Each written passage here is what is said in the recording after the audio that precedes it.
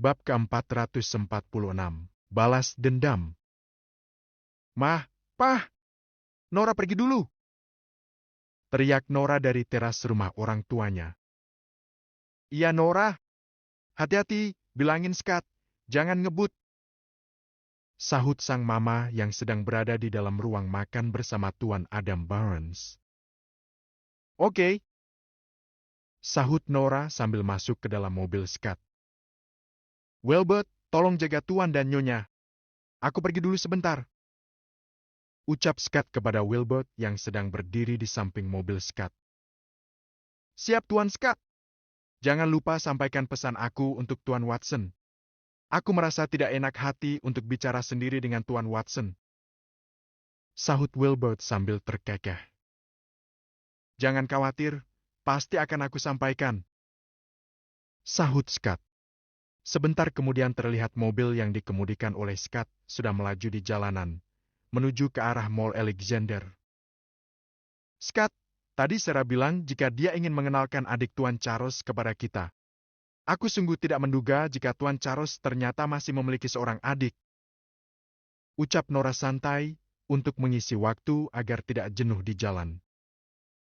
Aku juga baru tahu, kata Edgar, adik Tuan Charles itu cantik sekali dan memiliki otak yang jenius. Sepertinya Edgar sangat tertarik kepada adik Charles itu. Sahut Scott.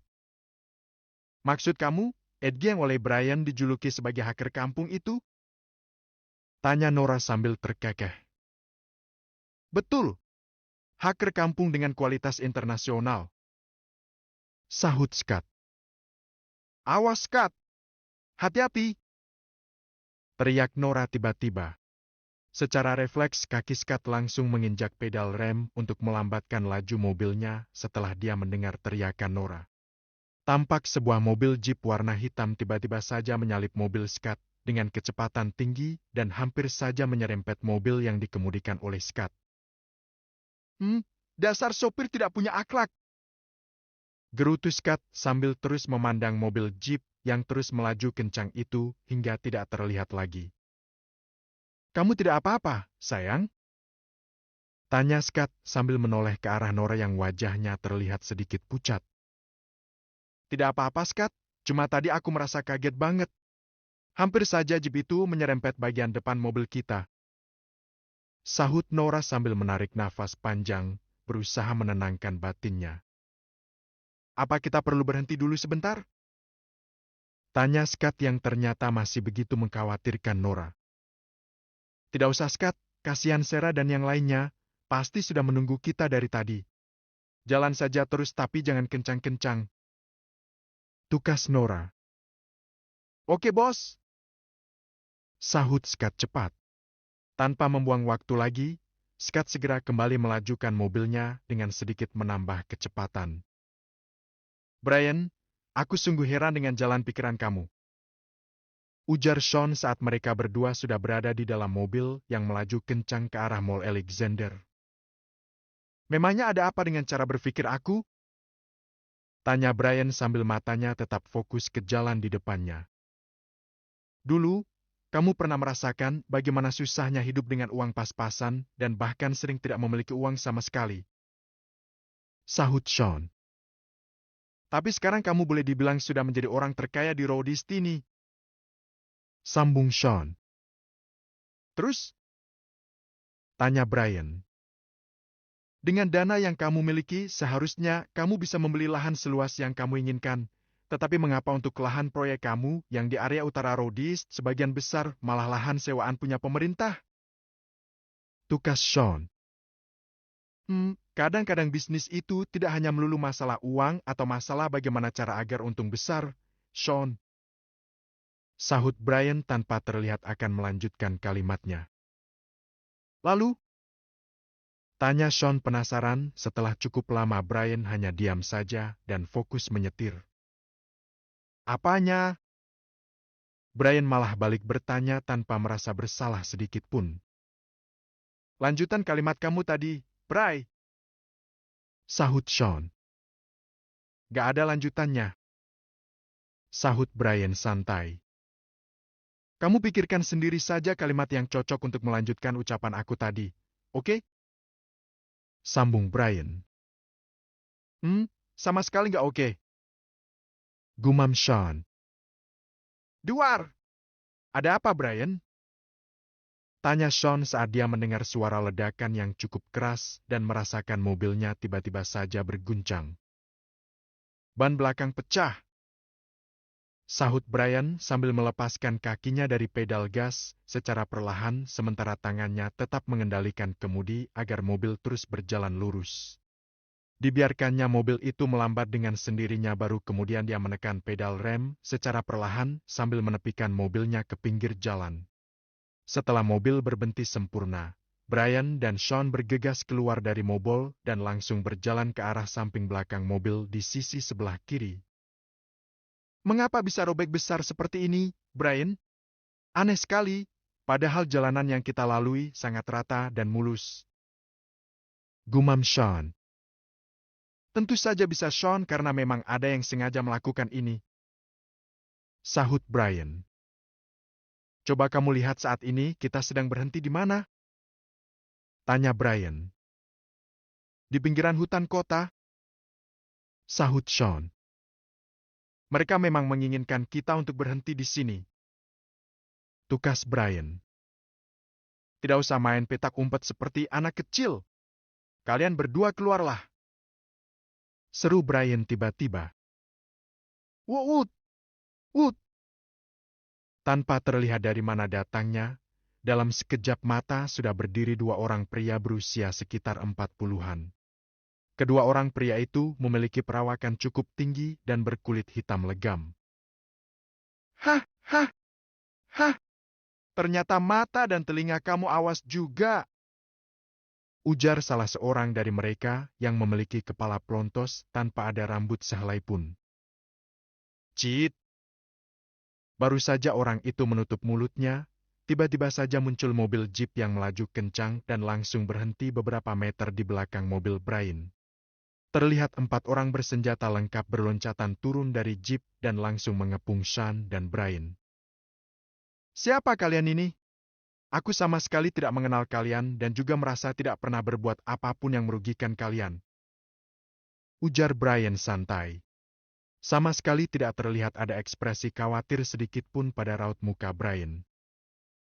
Apa kamu lupa dengan orang-orang berkulit hitam seperti aku yang kamu bunuh di dalam helikopter waktu itu?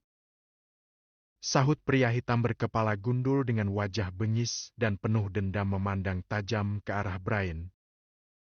Salah satu pria yang berada dalam helikopter itu adalah adikku. Kalian berdua telah membunuh adikku. Itulah kesalahan kalian. Teriak si kepala plontos dengan nada suara terdengar penuh kebencian. Ternyata mereka satu gerombolan dengan orang-orang yang menghadang helikopter kita waktu itu, Sean. Ucap Brian. Terus apa yang akan kamu lakukan sekarang? Membalas dendam?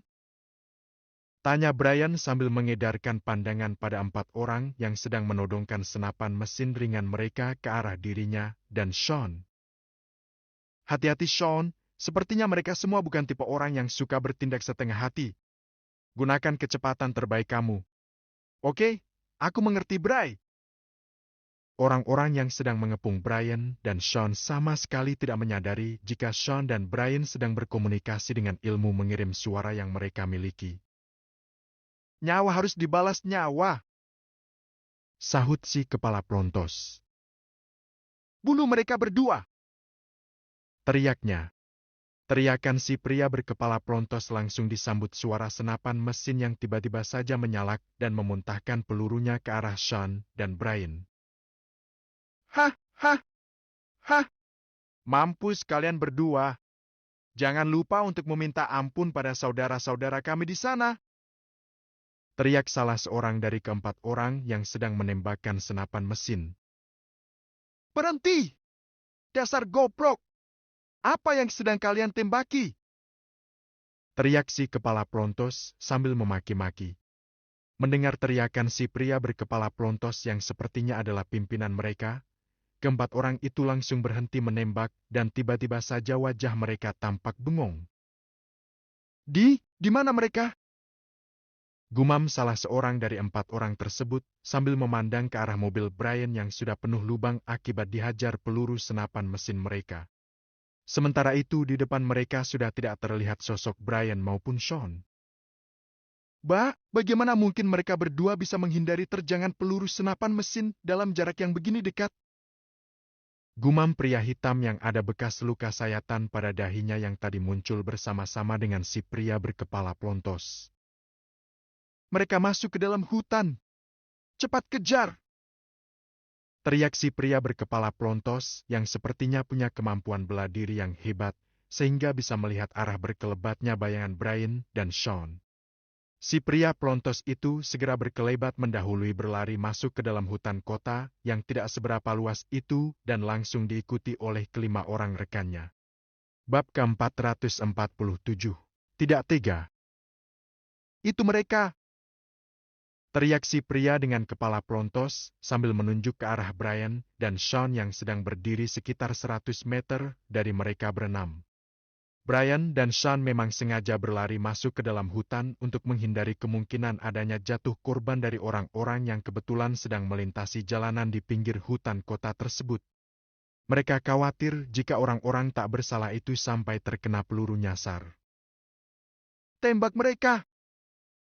Kembali orang dengan kepala plontos itu menyuruh anak buahnya untuk menembak.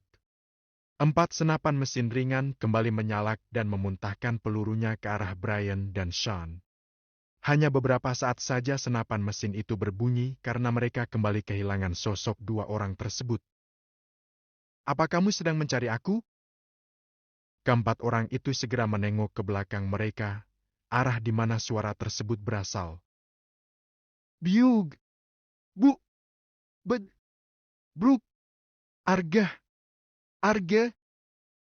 Terdengar 4 kali suara benturan dan teriakan tertahan yang hampir bersamaan saat Brian dan Sean menghajar bagian belakang kepala mereka berempat. Begitu pukulan keras Sean dan Brian mendarat di tengkuk mereka, tubuh ke-4 orang itu langsung terkulai, ambruk ke tanah, pingsan. Hei! Kami di sini! Teriak Brian seenaknya ke arah 2 orang pria yang sedang berdiri di bekas lokasi tempat Brian dan Sean berdiri tadi. Tanpa menunggu tanggapan dari kedua orang yang tampak sedang tertegun tersebut, Brian dan Sean segera berkelebat secepat kilat. Dalam sekejap mata mereka berdua sudah berdiri di depan kedua orang berkulit hitam itu. Bangsat! Kurang ajar! Kalian telah membunuh mereka semua! Kalian harus mati! Teriak si kepala plontos yang kemudian bersama temannya langsung menyerang Brian dan Sean. Brian langsung menghadapi si kepala plontos yang menurut pandangan Brian memiliki kemampuan bertarung yang lebih baik daripada yang satunya, pria yang di dahinya ada bekas luka sayatan. Punya keahlian bertarung yang baik tapi malah memilih untuk jadi pembunuh bayaran. Seru Brian sambil menggerakkan tangannya dengan cepat untuk menangkis tendangan bertubi-tubi yang dilakukan oleh si kepala plontos. Apa tidak ada pekerjaan lain yang lebih baik? Lanjut Brian tanpa terlihat kesulitan sama sekali menghadapi serangan si kepala plontos. Bangsat! Aku bukan pembunuh bayaran! Aku seorang tentara! Sahut si kepala plontos tanpa sadar, terpancing ucapan Brian. Hei, hei, hei! Tentara tapi mau disewa untuk membunuh orang. Apa bedanya dengan pembunuh bayaran? Dasar konyol! Tukas Brian sengaja mengejek orang itu untuk membuatnya marah. Tiba-tiba saja Brian merubah gerakan tangannya dari menangkis menjadi memukul. Duk! Duk! Begitu kakinya terpukul, si kepala plontos segera menarik serangannya sambil mengeluh. Mengapa tangannya bisa sekeras itu dan terasa dingin menyengat di kulit kakiku? Gumam si kepala plontos dalam hati. Shoot! Dengan cepat tangan si kepala plontos meloloskan sebatang pedang samurai yang tergantung di punggungnya.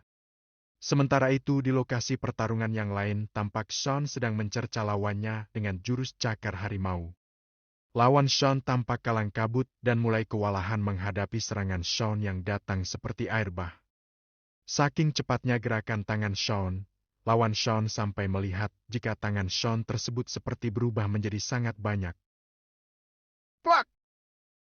Plak!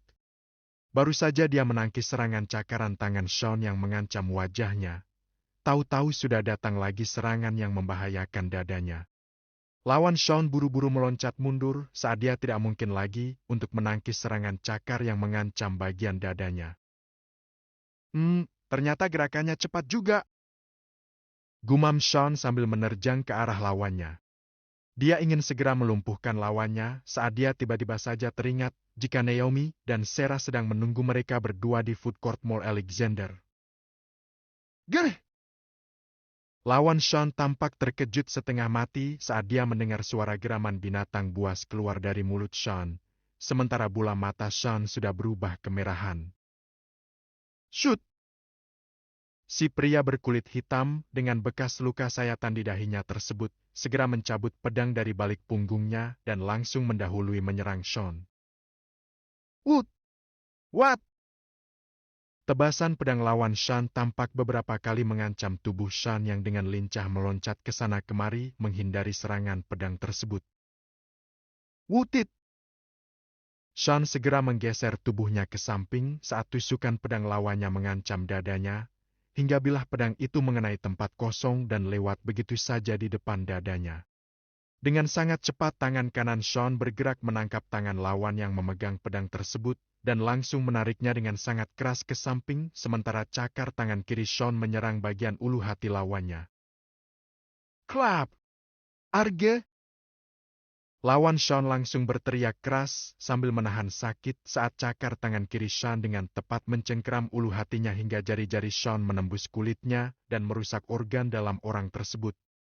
Dengan sekuat tenaga Sean melemparkan tubuh lawannya yang terkulai tewas tersebut hingga melayang sejauh 3 meter lebih sebelum akhirnya ambruk ke tanah setelah lebih dulu membentur sebatang pohon besar. Brian! Segera bereskan dia. Kita sudah terlalu lama di sini. Teriak Sean sambil membersihkan tangan kirinya yang penuh darah. Sean memang sengaja membunuh lawannya setelah dia tahu jika orang itu adalah salah satu anggota tentara bayaran yang sudah terbiasa membunuh orang hanya demi uang. Oke. Sahut Brian sambil tangannya bergerak secepat kilat menangkap pedang yang sedang terayun mengancam lehernya. Si kepala pelontos sampai tertegun tidak percaya saat melihat Brian dengan seenaknya menangkap pedangnya yang terkenal sangat tajam dan juga beracun tersebut. Mampus kamu! Tanganmu sudah tercemar racun pedangku yang sangat ganas! Teriak si kepala pelontos sambil berusaha menggerakkan pedangnya sekuat tenaga agar bisa melukai tangan Brian. Mengapa aku tidak mampu menarik pedangku? Batin si kepala pelontos mulai panik. Meski dia sudah mengerahkan seluruh tenaganya, tetapi pedang itu tidak bergerak sedikit pun, seperti sudah dijepit oleh tang baja. Dari baunya yang harum menyengat, aku tahu jika kamu telah melumuri pedang kamu dengan racun katak dan racun jamur. Meskipun racun itu termasuk jenis racun ganas, tetapi tidak akan berpengaruh apapun kepadaku. Sahut Brian. Mengapa kamu bisa tahu? Siapa kamu sebenarnya? Tanya si kepala pelontos dengan ekspresi wajah mulai terlihat panik. Dia sampai lupa untuk meneruskan upayanya menarik pedangnya agar terlepas dari tangan Brian. Aku adalah seorang tabib dan juga ahli racun. Sahut Brian. Aku tidak tahu apakah tubuh kamu kebal juga dengan racun milik kamu ini. Sambung Brian sambil tangannya menyentakkan pedang yang ditangkapnya dengan sangat kuat hingga terlepas dari pegangan si kepala pelontos. Dengan cepat Brian memegang gagang pedang tersebut dan langsung mengayunkannya berkali-kali menggores kulit tubuh lawannya yang sama sekali tidak bisa menghindar karena terlalu cepatnya gerakan pedang Brian tersebut. Tampak pakaian si pria kepala pelontos sudah berubah menjadi compang-camping, sementara beberapa goresan pedang terlihat melukai kulit orang itu cukup dalam. Apa yang kamu lakukan? Ucap lawan Brian yang seperti baru menyadari apa yang telah dilakukan oleh Brian kepadanya. Bangsat! Kak, kamu telah meracuni aku! seru si kepala pelontos yang tiba-tiba saja merasakan tubuhnya panas dan gatal semua. Argah! Panas! Tanpa sadar tangan si kepala pelontos terus saja menggaruk seluruh tubuhnya sampai luka dan berdarah-darah, tetapi rasa gatal yang dia rasakan tidak kunjung reda, bahkan dia juga menggaruk luka bekas goresan pedang hingga semakin menganga lebar. Ternyata gabungan dari dua jenis racun ini memang sangat ganas dan reaksinya juga cepat sekali. Korbannya akan tersiksa rasa gatal dan panas sampai akhirnya akan mati kehabisan darah. Gumam Brian yang akhirnya merasa tidak tega juga melihat penderitaan yang tengah dirasakan lawannya tersebut. Swing! Julep! Argah! Begitu Brian mengayunkan tangan, pedang yang dia pegang langsung meluncur deras dan menembus dada si kepala pelontos yang langsung tewas seketika. Brian! Sean! Apa yang terjadi? Tiba-tiba saja terdengar suara teriakan Scott dan segera disusul dengan kemunculan sosoknya yang dalam sekejap sudah berdiri di belakang Brian.